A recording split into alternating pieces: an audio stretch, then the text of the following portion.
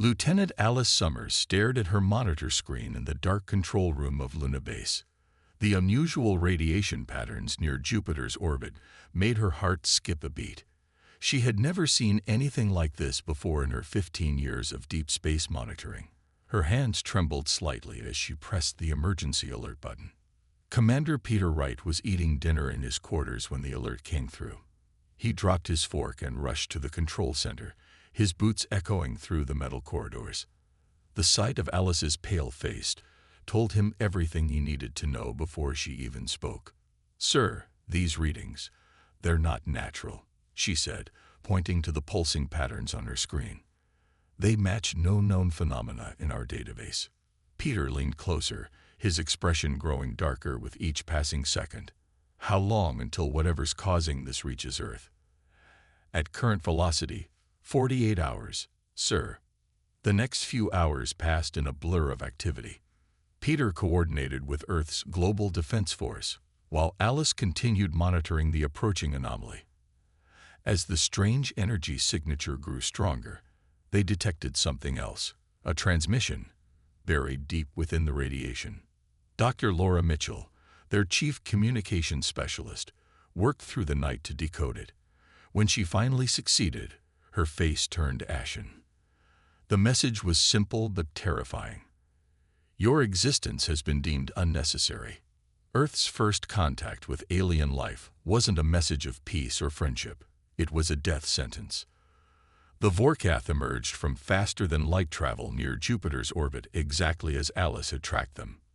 Their ships looked like floating crystal formations, beautiful and deadly, reflecting the distant sunlight in mesmerizing patterns. Initial scans revealed they were made of an unknown crystalline material that seemed to be both organic and artificial.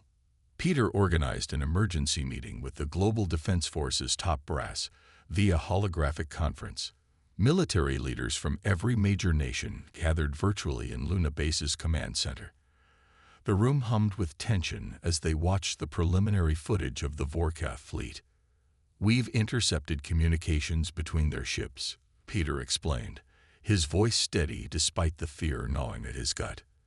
"They're a species that has been systematically wiping out what they call inferior organic life forms across the galaxy. Earth is their next target." General Sarah Martins of the North American Defense Command spoke up first. "How many ships are we looking at, Commander?" "Current count stands at 300 major vessels, each approximately the size of Manhattan," Alice reported, pulling up the latest scan data. "And they're launching smaller crystals. We think they're fighter craft." The room erupted in murmurs. Earth's combined space fleet numbered barely 50 ships. They were outnumbered 6-1 by the main vessels alone. "We have 46 hours before they enter Mars orbit," Peter continued. "We need to evacuate as many civilians as possible to the underground shelters. Every nation needs to activate their emergency protocols now." As the military leaders coordinated their responses, Peter walked to the observation dome of Luna Base. Earth hung in space before him, beautiful and fragile. Humanity had survived ice ages, plagues, world wars, and their own destructive tendencies. Now they faced extinction at the hands of beings who saw them as nothing more than cosmic weeds to be pulled. He watched Alice approach in the dome's reflection. She stood beside him, her eyes fixed on their home planet. "Do you think we have a chance?" she asked quietly. Peter took a deep breath. "We have to. We're humanity's last line of defense. If we fail, there won't be anyone left to tell our story." Below them, Earth began to sparkle with increased activity as the planet prepared for war. Humanity had 46 hours to prepare for the greatest fight in their history. The final war was about to begin. Major Catherine Blake stood in the center of Luna Base's massive construction bay, watching hundreds of workers transform the facility into humanity's strongest fortress. The sounds of welding and machinery filled the air as new defense systems were installed around the clock. They had 36 hours left before the Vorkath reached Mars orbit, and every minute counted. Chief Engineer Daniel Russell wiped sweat from his forehead as he calibrated another orbital defense satellite. His team had launched 50 of them in the past day alone, each one equipped with experimental weapons designed to counter the crystalline alien ships. The satellites formed a web around Earth, their golden panels reflecting sunlight as they moved into position. "Major, you need to see this," Daniel called out, waving Catherine over to his workstation. He pulled up a holographic display showing Dr. Laura Mitchell's latest findings about the Vorkath biology. "Their crystalline structure has a weakness. They're sensitive to specific electromagnetic frequencies." Catherine leaned closer, her eyes scanning the data. "Can we use this?" "Already working on it," Daniel replied, pulling up another screen showing modified shield designs. "We're adjusting the planetary defense grid to emit those exact frequencies. It won't stop them completely, but it might slow them down." In her laboratory several levels below, Dr. Mitchell examined a small fragment of crystalline material recovered from an alien probe that had been destroyed near Jupiter. The piece sparked and hummed under her instruments, still somehow alive despite being separated from its main body. She had never seen anything that was both organic and inorganic in quite this way. "Run the test again," she ordered her assistant. They had been working for 20 hours straight, fueled by coffee and the knowledge that Earth's survival might depend on their findings. The crystal fragment pulsed with strange light as they subjected it to different energy waves. Meanwhile, in the command center, Catherine coordinated with defense forces around the world. Underground shelters were filling up as cities emptied. The largest bunker networks could sustain millions of people for years if necessary. It wasn't an ideal solution, but it might save enough humans to ensure their species' survival. "Base defenses are at 60% capacity," Daniel reported, joining her at the command table. "We're making progress, but I don't know if we'll be fully ready in time." Catherine nodded grimly. "We'll have to be. What's the status of the shield generator?" "The main generator is online, but we're still synchronizing the global network. Once it's active, we'll have the strongest defensive barrier humanity has ever created." Dr. Mitchell burst into the command center, her lab coat fluttering behind her. "Major, Chief, I found something." She quickly pulled up her latest test results on the main screen. "The crystals don't just react to certain frequencies, they can be overloaded by them. If we modify the shield to emit pulses instead of a constant field, we could turn our defensive barrier into a weapon," Daniel finished, already understanding where she was going with this. His fingers flew over the control panel as he began making calculations. Catherine watched the Vorkath fleet's approach on the main view screen. The crystalline ships had passed Jupiter's orbit, their formation spreading out like a massive net designed to catch and crush their prey. Earth's combined space fleets were gathering near Mars, preparing for the first battle. They were outnumbered and outgunned, but now they had a chance, however small, to hurt the enemy. "How long to modify the shield network?" she asked. 4 hours for the basic modifications," Daniel answered. "Maybe 12 for a full conversion." "You have 6, Catherine said firmly. "That's all the time I can give you. The Vorkath will reach Mars orbit in 18 hours, and we need to be ready." As her team rushed to implement the new changes, Catherine turned back to the view screen. Somewhere out there, those alien crystals thought they were approaching an easy target. They were about to learn that humanity wouldn't go down without a fight. Captain Christopher Hayes watched from the bridge of his ship as the first Vorkath vessels entered Mars orbit. The alien fleet's crystalline structures sparkled against the red planet's surface, beautiful and deadly. His ship, along with the rest of Earth's 7th Fleet, formed a defensive line between Mars and Earth. They were humanity's first line of defense. "All ships report ready, Captain," his second-in-command said quietly. The tension on the bridge was thick enough to cut with a knife. Everyone knew they were outnumbered, but they had their orders: hold the line as long as possible while the civilian evacuations continued on Earth. The first attack came without warning. The Vorkath ships suddenly released thousands of smaller crystal shards that moved like swarms of angry bees. Christopher watched in horror as 3 Earth ships were torn apart in seconds. "Launch countermeasures," he ordered. Target the largest concentrations of crystal fighters with the new frequency weapons. A space around Mars lit up with explosions and energy beams. The new weapons worked, somewhat. When hit with the right frequency, the crystal fighters shattered like glass. But there were so many of them, and more kept coming.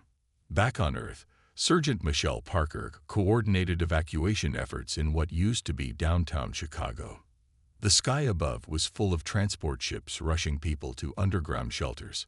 She helped a young mother with 2 children board the next transport, then checked her tablet for updates. "How many more in this sector?" she asked her team over the radio. "About 200 civilians still waiting," came the response. "But we're getting reports of Vorkath ships breaking through the Mars defense line." Michelle looked up at the sky. Even in daylight, she could see flashes of combat in orbit. The orbital defense grid was firing constantly now, its golden energy beams stretching up into space like huge light pillars. In the Global Command Center, Ryan Cooper fought a different kind of battle. His fingers flew over multiple keyboards as he defended Earth's communication networks from alien cyber attacks. The Vorkath were trying to disable their ability to coordinate defenses. "They're targeting the satellite network," he reported, sweat dripping down his face. "I'm rerouting critical communications through backup systems." A huge explosion lit up his monitors. The Mars defense line had broken. Captain Hayes and what remained of the 7th Fleet retreated toward Earth, buying time with their lives. Each destroyed Earth ship meant a few more minutes for the evacuations below. Michelle watched the first Vorkath ship enter Earth's atmosphere. It was massive, its crystal surface reflecting sunlight in rainbow patterns. Then the orbital defense grid caught it in multiple energy beams. The alien ship's surface began to crack, then shatter, raining crystal shards into the ocean. But more ships were coming. The grid couldn't stop them all. All remaining civilians to shelters immediately. Michelle broadcast over the emergency channels. "This is not a drill. I repeat, all civilians to shelters now." Ryan's screen suddenly lit up with warnings. "They're changing tactics. The Vorkath are targeting major population centers." Crystal ships descended on cities worldwide. Earth's surface-to-space weapons fired continuously, filling the sky with explosions. Some alien ships were destroyed, but others got through. Where they landed, they released clouds of crystalline dust that began to transform everything it touched. In Chicago, Michelle herded the last group of civilians into an underground entrance. "Seal the doors," she ordered as crystal dust began falling from the sky.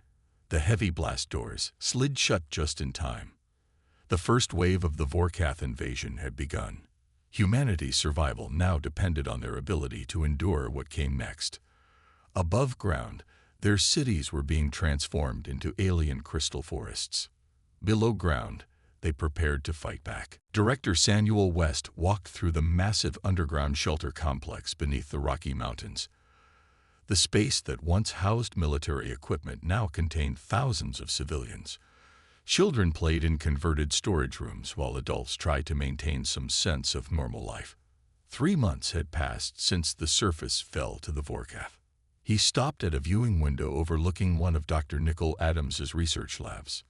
Inside, she and her team studied captured crystal fragments from Vorkath fighters. They had learned more about their enemy in the past weeks than in all the time before the invasion. "Any progress?"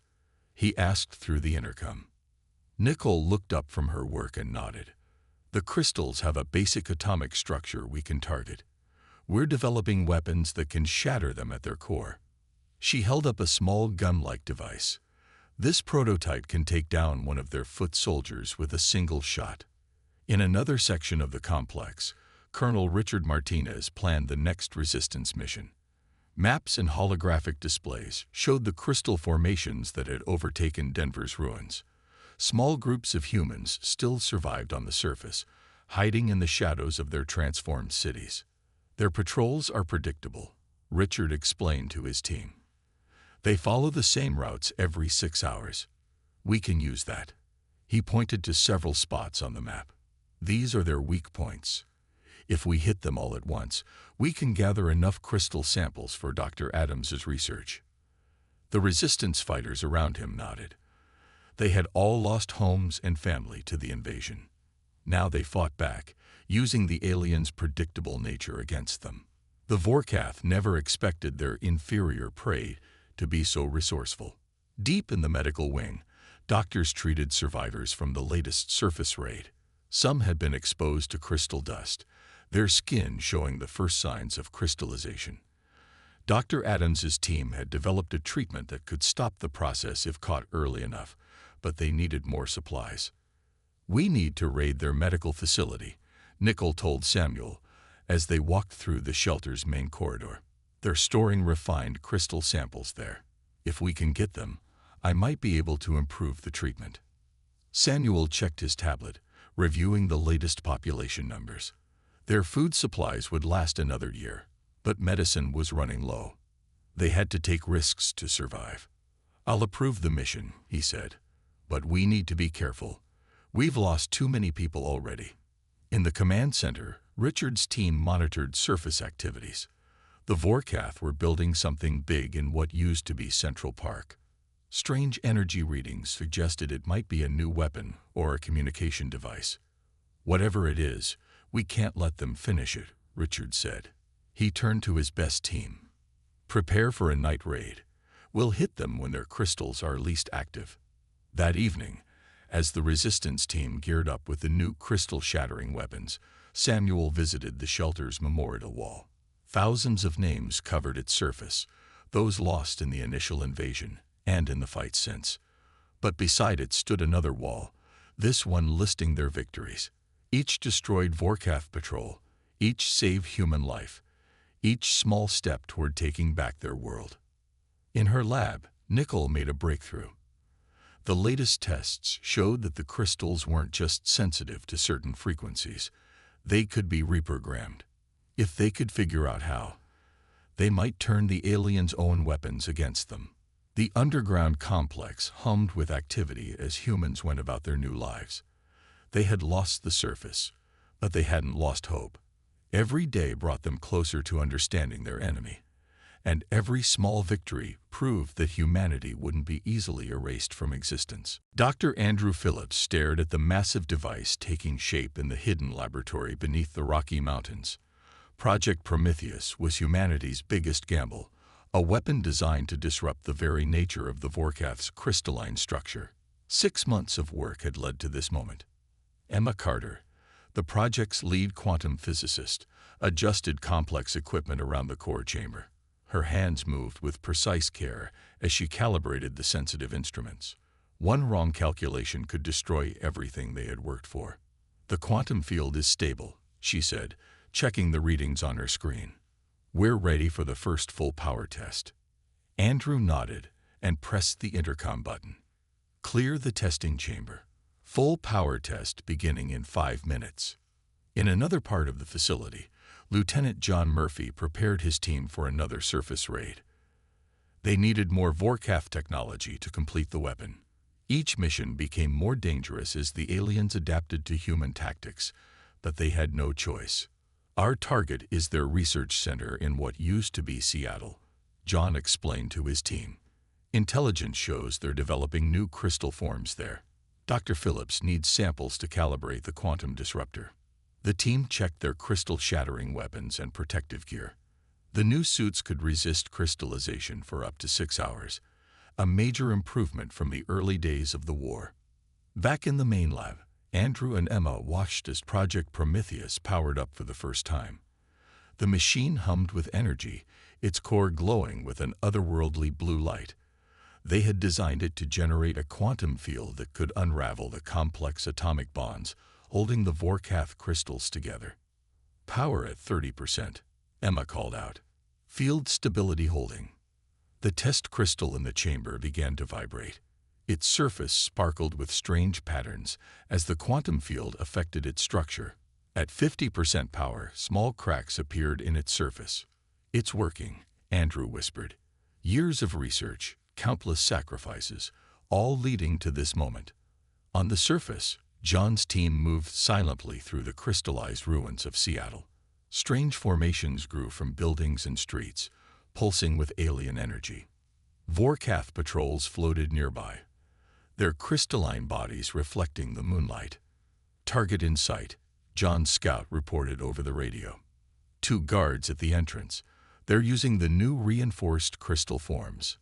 John checked his weapons charge. "Remember, we need those samples intact. Use the sonic disruptors to stun them, then the containment fields." The raid began with perfect timing. Sonic weapons temporarily paralyzed the guards, their crystal bodies vibrating at painful frequencies. The team rushed in, gathering samples and data from the alien research station. But something was wrong. The crystals in the facility were different, more organic, more aware. One sample began to change shape, trying to break free from its containment field. "The crystals are evolving," John reported back to base. "They're adapting to our weapons faster than we thought." In the Project Prometheus lab, the test reached full power. The sample crystal shattered completely, its atomic structure torn apart by the quantum field. Emma's excitement was tempered by the energy readings on her screen. "We did it," she said, "but the power requirements are massive. We'll need every generator in the facility to power a field large enough to affect their main forces." Andrew studied the test results. They had proven the weapon could work, but scaling it up would be their biggest challenge. And now, with the Vorkath evolving, they were in a race against time. "How long until we can build a full-scale version?" he asked. Emma's face was grim. 2 weeks, maybe 3. But according to these readings from John's team, we might not have that long. The Vorkath are changing, becoming stronger. If we don't strike soon. She didn't need to finish the sentence. They all knew what was at stake. Project Prometheus was no longer just their best hope. It was their only hope. Fleet Admiral Lisa Bennett stood on the bridge of Earth's last remaining carrier, watching her radar screen fill with enemy signals. The Vorkath had gathered their forces for one final push. Crystalline ships filled the sky above what used to be North America, their surfaces glowing with deadly energy. "All ships report ready," her communications officer said. "The underground bases confirm Project Prometheus is at 90% power." Lisa took a deep breath. Everything depended on timing now. Their ships needed to keep the Vorkath distracted long enough for the ground teams to reach their targets. She pressed the broadcast button, connecting to all Earth forces. "This is Admiral Bennett. Operation Endgame begins in 5 minutes. Good luck, and give them hell." On the ground, Major William Turner led his Special Forces team through crystallized ruins. Their target was a massive Vorkath control node, one of 3 that needed to be destroyed for Project Prometheus to work. The alien structure rose like a jagged mountain of purple crystal, pulsing with strange light. "Team 2 in position," his radio crackled. "Team 3 reports heavy resistance but moving forward." William checked his weapons charge. The new quantum-enhanced rifles could shatter Vorkath crystals in one shot, but they only had enough power for a few hours of fighting. It would have to be enough. In the Project Prometheus control room, Dr. Andrew Phillips and Emma Carter made final adjustments to their weapon. The machine filled an entire mountain chamber, its quantum core humming with barely contained power. "If we can take out those control nodes," Emma explained to the facility commander, "the quantum field will spread through their entire crystal network. Every Vorkath structure on Earth will be affected at once." Above them, the space battle began. Earth's ships launched everything they had at the alien fleet. New weapons, based on Dr. Adams's research, turned some crystal ships to dust. But the Vorkath were evolving even as they fought, their ships growing stronger and more resistant. "We're losing the outer defense line," Lisa's tactical officer shouted. Several Earth ships exploded as crystal beams cut through their shields. "Hold position," Lisa ordered. "We just need to keep them busy for 30 more minutes." On the ground, William's team reached the base of the control node. They planted quantum charges while fighting off waves of crystal warriors. The aliens had learned from previous battles. Their forms were different now, harder to shatter. Charges set on Node 1, William reported, starting the countdown. Similar reports came in from the other teams. All 3 nodes were rigged to blow. But the Vorkath knew something was wrong. Their attacks became more fierce, more desperate. In orbit, Lisa watched half her fleet disappear in crystalline fire. But the Vorkath ships were clustering together, just as their intelligence suggested they would. The aliens were preparing for their final attack on the underground bases. "This is Admiral Bennett," she broadcast. "All ships, fall back to secondary positions. Ground teams, you have 10 minutes." William's team ran through crystal-covered streets as the countdown continued. Behind them, the control node's pulses became faster, more erratic. The Vorkath knew what they had done. 5 minutes to detonation, Emma announced in the Project Prometheus chamber. The quantum core's glow had become almost blinding. "If this works, the field will spread through their entire network in seconds." Andrew watched the power readings climb. Everything they had learned about the Vorkath, every sacrifice made to reach this point, it all came down to the next few minutes. Humanity's last stand was about to begin. Lieutenant Commander Grace Howard knew what she had to do when the quantum core's power systems began to fail. The Vorkath's final attack had damaged the main generators, and Project Prometheus was losing power. Without full power, the quantum field would never reach all their targets. She looked at the auxiliary power cables in her hands, then at the core's pulsing heart. The engineers had warned them. Connecting the human to the system would provide enough energy, but at a fatal cost. "Grace, don't," Emma Carter shouted from the control room. "We'll find another way." "There is no other way," Grace replied calmly. "And we're out of time." Above ground, the 3 control nodes exploded simultaneously. The blast sent shockwaves through the Vorkath crystal network, creating the weakness they needed. William Turner and his surviving team members watched from their shelter as crystal structures began to vibrate with strange energy. In orbit, Admiral Lisa Bennett ordered her remaining ships to pull back to safe distance. The Vorkath fleet had gathered exactly where they wanted them, their crystalline ships packed tightly together as they prepared for their final assault. "All ships clear," her tactical officer reported. "Project Prometheus ready for activation." In the underground facility, Grace connected herself to the quantum core. Pain shot through her body as energy began flowing through her into the machine. The core's glow changed from blue to brilliant white. "Power levels rising," Andrew Phillips announced. "Quantum field stabilizing. We're ready." Emma's fingers flew over the controls, tears in her eyes as she initiated the firing sequence. The entire facility rumbled as Project Prometheus activated at full power. The quantum field burst outward like a silent explosion. It passed through earth and steel, harmless to normal matter. But when it reached the Vorkath crystals, the effect was devastating. The control nodes were the first to go, shattering into billions of pieces. The quantum cascade spread through their network at light speed, following the aliens' own connections. Crystal warriors fell apart mid-step. Their buildings and weapons crumbled into glittering dust. In space, Lisa watched in awe as the Vorkath fleet began to break apart. The mighty crystal ships split and shattered, their fragments spreading out like sparkling stars against the black sky. "All Vorkath signatures are disappearing," her sensor officer reported, voice filled with disbelief.